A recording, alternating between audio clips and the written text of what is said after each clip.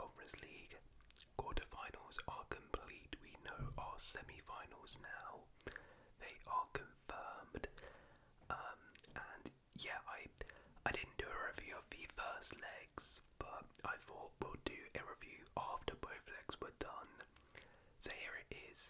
I'm going to talk through both legs and the ties as a whole because we had some very dramatic ties.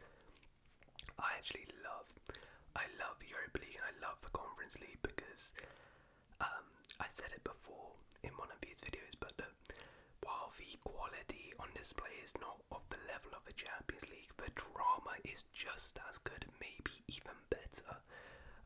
Pretty much every tie had so much drama in it, so we're just going to run through all of it and have a look, and I'll also do a little prediction for the semi-finals as well. But let's get into it. So we'll start with the Europa League and we'll go through tie by tie.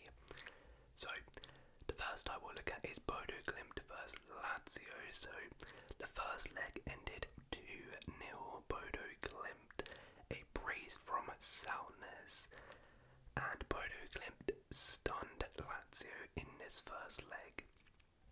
Bodo Glimt, I mean, they're a bit of a underdog story in the Europa League. The last couple years, actually, they've done pretty decent in European competition. I remember a couple years them playing Roma and doing pretty well, and particularly at home, they're very, very good. I mean, they're like playing in some remote Norwegian island. It's a difficult place to go to in those conditions, and they're very strong at home, and they managed to beat Lazio 2-0 here, and it wasn't even lucky. Like, they completely battered Lazio in this one. They could have actually later on made it 3-0. They probably should have. I mean, look at that. 6 big chances. They had 3 XG, didn't even have a penalty as well. Like, it was unbelievable. Bodo Glimt thoroughly deserved the victory in this one.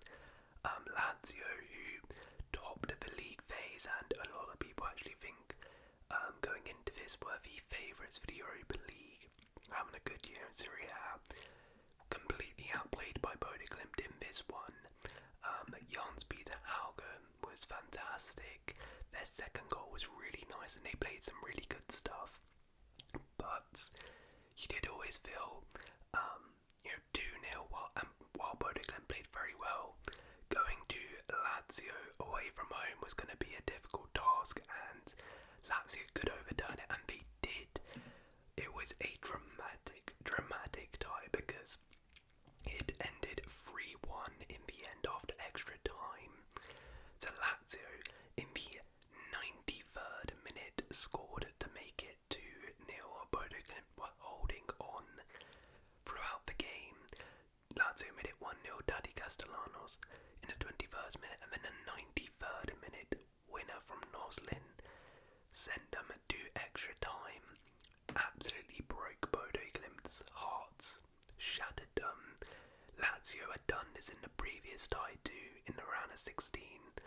And then straight away in extra time, Bouladia scores 3-0. They've overturned it, and you're thinking, yeah, this is it. It's over. The dream is over for Bodo Glimt. Very sad, but they fought back and managed to get a goal in extra time to send it to penalties. And oh boy, this was a pretty entertaining penalty shootout, I must say. Jans Peter Haugen, who, as I mentioned, was superb in the first leg with one of the worst penalties I think I've ever seen. And you're thinking, oh no, they score as well, Lazio. You're thinking Bodo Glimt, what a cruel way this is going to be to exit. But then follows some of the worst Lazio penalties I think I've ever seen. This one, absolutely awful. Noslin, the hero, the guy who sent it to extra time with horrific pen, sends it wide. And then Daddy Castellanos, again, the man who helped send it to extra time, misses. And this guy as well, he skied his penalty as well. Like, they were horrific penalties. The only good pen was Matteo Guendouzi doozies. And Bodo Glimt held their nerve. Patrick Berg had a chance to win it. He skied his as well, the captain. It was a really bad penalty shootout in general, but Bodo Glimt in the end managed to go through, pulling off a huge shock, the biggest shock by far out of any of the Europa League and Conference League fixtures, and Bodo Glimt are in a semi-final of the Europa League. This is surely the furthest they've ever gone in a European competition, definitely in the Europa League, and fair play to them.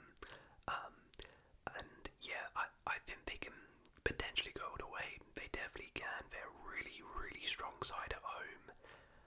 So no team's gonna want to go away from home and play Bodo Glimt. Bodo Glimt are fantastic at home, and they proved here they can dig in away from home and get a result. So huge shout out to Bodo Glimt. What a story is unfolding there.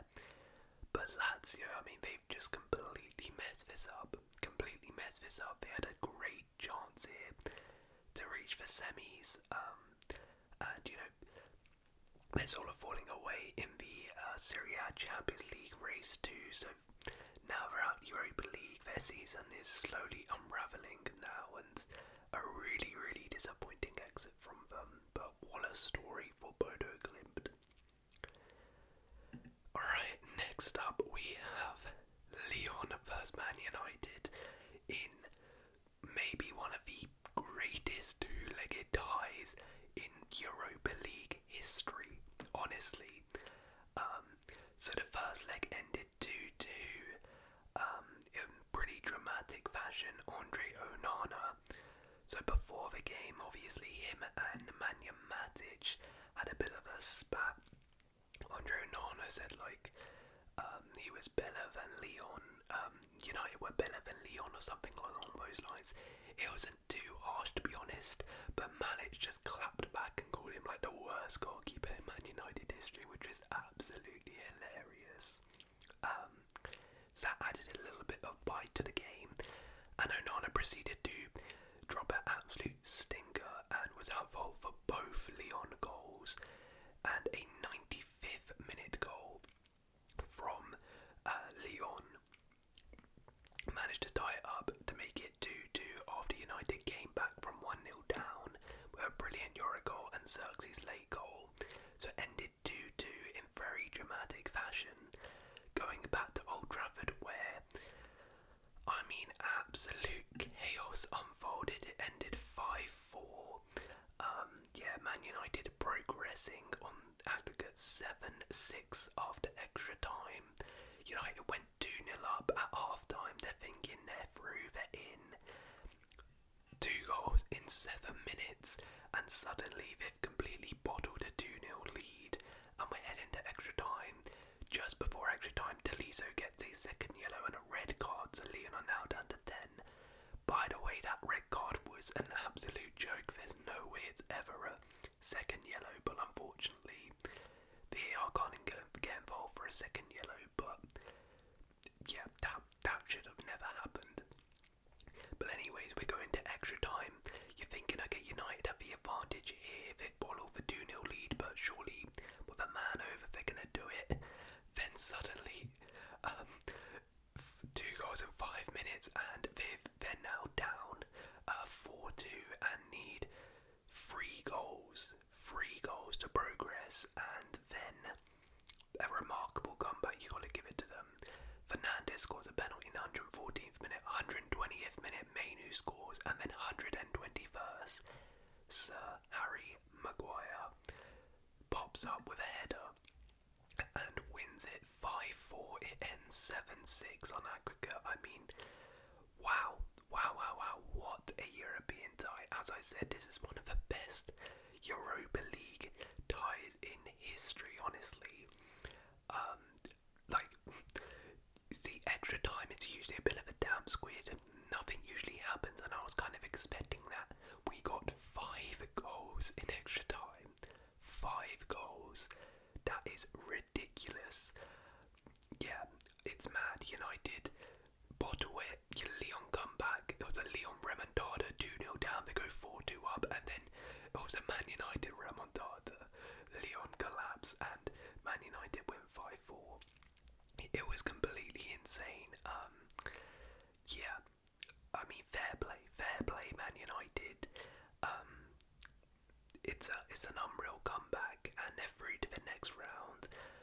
Definitely not the most convincing win or anything, but I think to win in that manner actually is really going to give them a boost. It's really going to help them build some confidence, and that feel-good factor is going to be around Old Trafford. And yeah, they're through to the semi-finals now. Their season still lives on just about. They managed to survive, and yeah, as I said, their season it rests on the Europa League, so the season is not over yet. Thanks to very, very late goals. Shout out Maguire. What a moment for him. What a moment for him after, we've all done the memes. I've done the memes on Maguire, but he comes up clutch Maguire with that goal.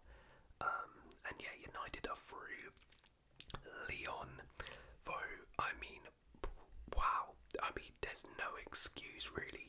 You did amazing to come back, but how on earth have you lost that? How on earth have you lost that? I mean, at least send it to penalties. Like, losing that is crazy. Musa Niakate, I mean, what on earth is he doing for that last goal? Horrific defending. But yeah, shout out Rain Shirky though, who I thought over both legs was absolutely sensational, and he is a top player. I think he's definitely going to get a move in the summer because, yeah, over the course of those 2 legs, he absolutely cooked. But Lyon really only have themselves to blame here. They completely messed this up. But well done to United. What an amazing tie that was. Right, next up we have Rangers vs Athletic Club. So this was another very, very dramatic, action-packed tie. So the first leg at Ibrox, 13 minutes in, Davy Proper gets a red card for Rangers, and Rangers are on the ropes from the off, and it's not looking good. Rangers had to sit back and defend, and they managed to hold out in pretty dramatic fashion because Athletic Club, they had a goal disallowed, and they also had a penalty from Alex Barangua, who missed his penalty as well. Rangers really rode their luck. Bilbao smashed them here. They had chance after chance but could not pull it away, and Rangers managed to hold on for the draw. But it was always going to be an uphill battle for them going away from home against Bilbao, and it proved to be. But to be fair, Bilbao, it was a very similar story to the first leg. Bilbao smashed them in terms of chances but could not put the ball in the back of the net until just some absolute stupidity. I think it was Suter, for no reason, takes his man out in the box. 49th minute of play, just before half time, gives away a stupid penalty. It's 0-0 at this point, going at half time 0-0, and Rangers have a great chance here. But then this time it's Sunset who takes, and Oyan Sunset scores his penalty. And yeah, from this point, Bilbao knocked on the door. Rangers, to be fair, hit the post, had some chances themselves, but then a late Williams goal, Nico Williams, put their seal on the deal. And yeah, I mean, Bilbao, they peppered Rangers over the course of the 2 legs thoroughly. The Bella side didn't deserve to go through here, but Rangers, man, Rangers, just individual errors have cost them, a red card, giving away a penalty. Yeah, just silly errors at the back have really cost them here. They'll be thoroughly disappointed by that, but Athletic Club go on to the semi-finals. They are, of course, hosting the final, so they are now very, very close in reaching the final. It will mean so much to them to play a final in front of their home fans, and they're looking really good. They're looking really good. Two very dominant displays, and I mean, if they put their chances away, then they're going to cause problems to a lot of sides. But that is one of the worries. They are going to need to be much, much more clinical in the semi-finals if they're going to progress, because, wow, they could not put their chances away in the two legs. Next up, we have Tottenham versus Frankfurt. So, this one ended the first leg 1-1 at Tottenham Hotspur Stadium. Frankfurt took a lead inside 6 minutes. Hugo Ekitike with a goal, who is having an unreal season. And you were thinking, is this going to be a sort of Spursy collapse here? But they rallied together and put in a good display and were very unfortunate not to win the game, actually. They had some pretty good chances, but the Frankfurt keeper was very, very good. Cal Santos, he was very, very good in this one and pulled off some good saves, and Frankfurt held on to the draw, and you're thinking that's probably a really good result for Frankfurt, and Tottenham might be out here going away from home against Frankfurt, who are very good at home. It's going to be really tough knowing you have to win the game, but fair play, and shout out Tottenham, because they went there and they got the job done. 1-0, they beat Frankfurt away from home. Dominic Solanke with a penalty. Ironically, Santos, who was a hero in the first leg, gave away the penalty, absolutely clattered James Maddison and injured him too. And it cost his team, with Solanke scoring the pen very calmly. And yeah, you know what, fair play Spurs, because I thought it was a really good performance. It was a really good performance defensively, very solid. Frankfurt had some chances, they did, particularly late on, but overall I thought Spurs were the better side. Over the two legs, they were pretty good. I thought Romero in this game, by the way, absolutely superb. He was back to his best. Here. A great pass for the penalty, and then overall defensively superb. Van de Ven was good. Vicario as well, after his stink on the weekend, recovered and did well. Overall, it was a good defensive display by Spurs, who dug in and got the victory. It was almost uncharacteristic of Spurs from what we've seen this year, so you do have to give them credit where credit is due. It's a big victory, and like United, their season goes on. They are still in it now, and they are in the semi-finals, so yeah, look, if they can perform like this in these semis, then for sure they can go through, because it was a really good display by them. Got the job done away from home. I think a lot of us doubted that they were going to do it. I certainly thought they were going to go out, but they did it, and fair play. But for Frankfurt, very, very disappointing. Very disappointing. The tie was there for the taking at home. You got a point away from home, a draw away from home. That's all you needed to do, but you messed it up. And he had some decent chances, but they just couldn't take them.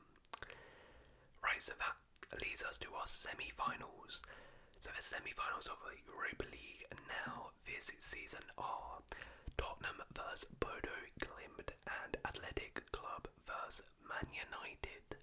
So this is very interesting. On the one side of the bracket we have a tie I cannot wait for. I think this is going to be unbelievable. Athletic Club vs Man United, two fairly evenly matched sides.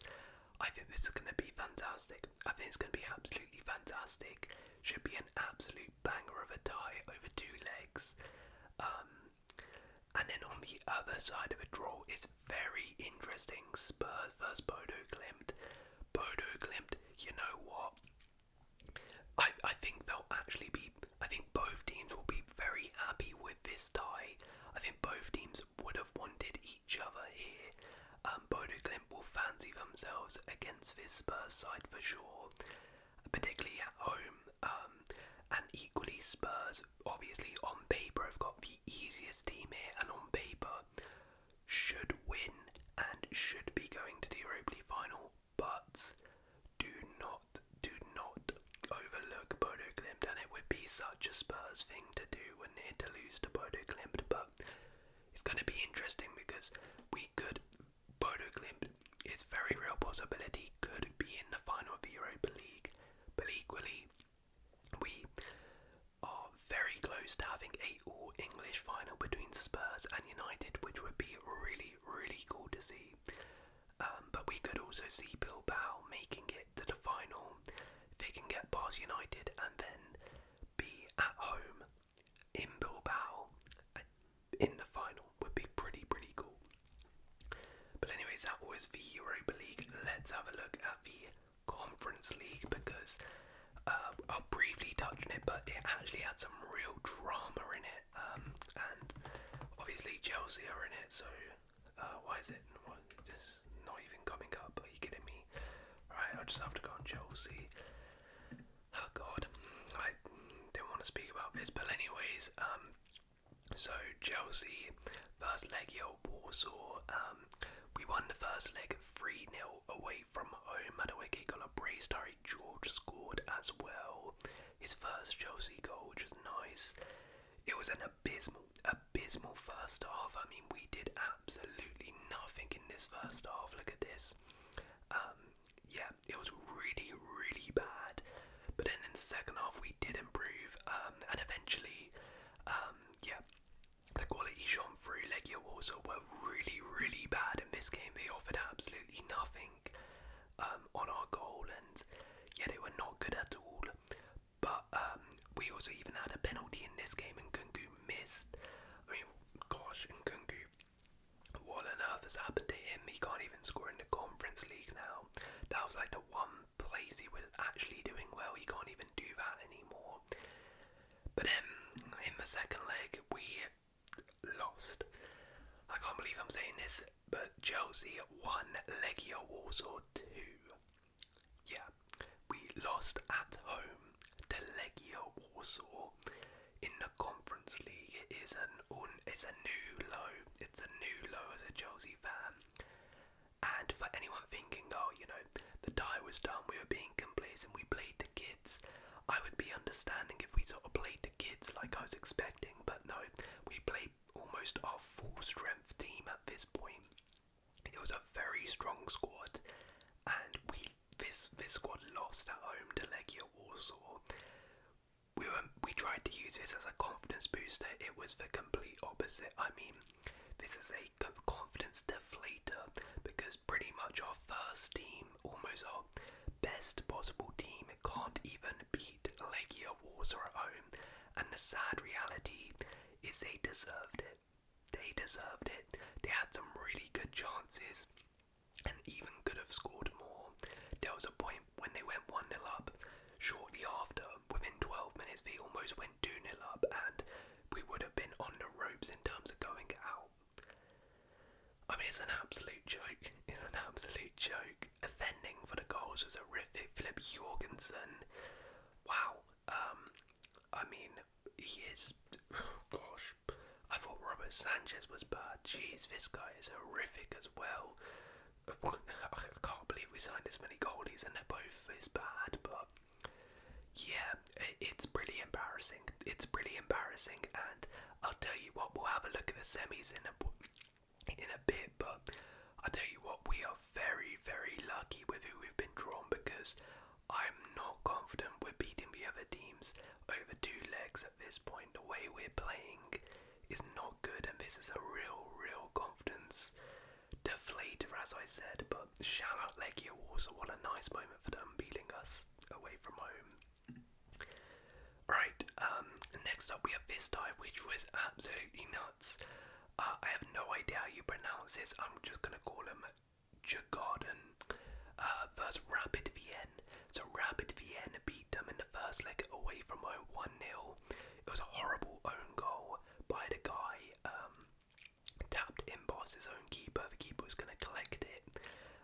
It was really against the run of play. It was a pretty even game, and Rapid Wien weren't really. I didn't think we're the better side. I thought Djurgarden were better. But then proceeded absolute chaos in the second leg because Rapid Wien 1-0 up, going at home in second leg, they get a red card within 7 minutes. It was a horrible challenge. So they go down to 10 men now, so they're just defending for their lives, holding on for their 1-0 lead. They then give away a penalty, which I thought the pen was a little bit harsh, if I'm being completely honest, but they give away a penalty. They score that. We're now level 1-1 at half time. Just before half time, actually, though, they score another own goal. Djurgarden score another own goal. So rapid the end, by the way, in both legs.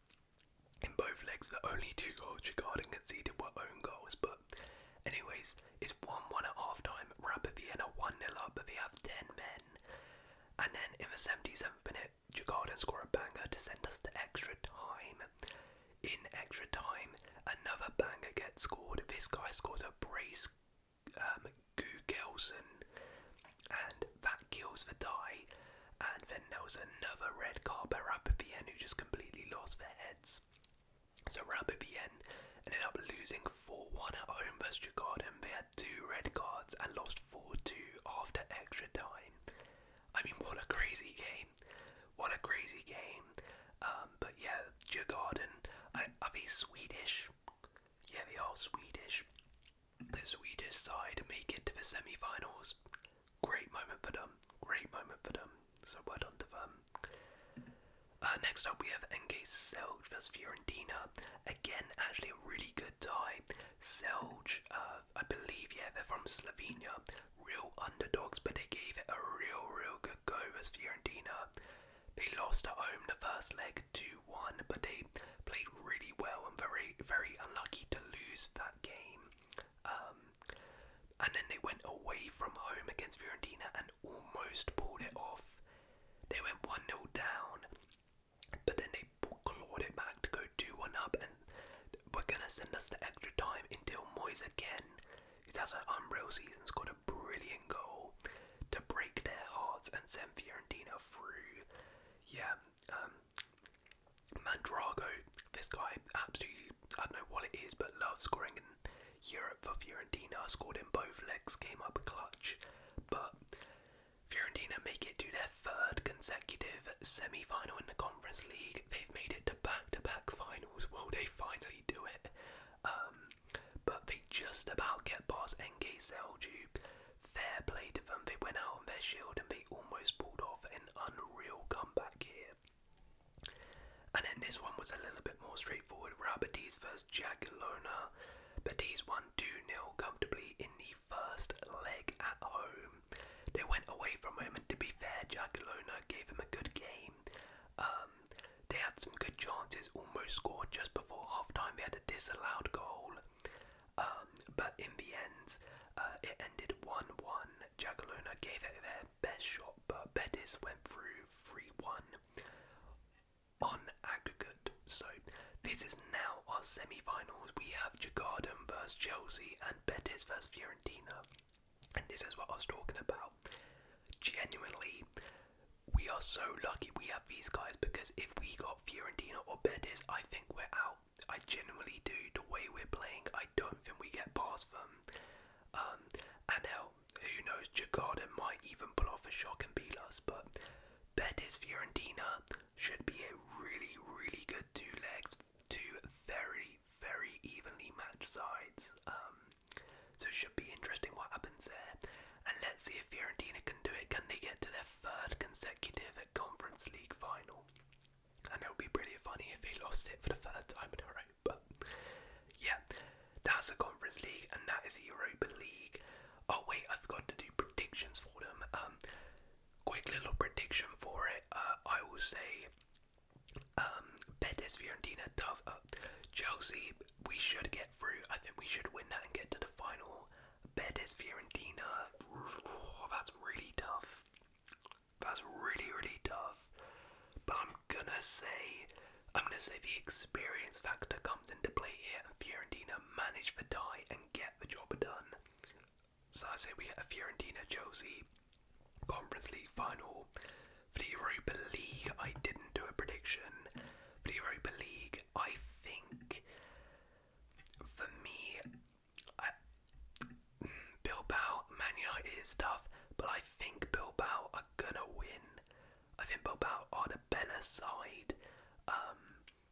just about if they can actually execute that. So yeah, I think Bilbao are gonna do it. Interesting. To be fair, Bilbao are at home first, so that could favour United, but I think Bilbao will do it. Tottenham, Bodo Glimt. I tell you what, Bodo Glimt are away in the second leg. If Bodo Glimt can just get like a draw at home, away from home, or lose by 1 goal, at home I can back them to beat Spurs. As much as I'm rooting for Bodo Glimt, I do think Spurs will probably beat them, so I think we're going to get a Spurs Athletic Bilbao final and a Fiorentina Chelsea final.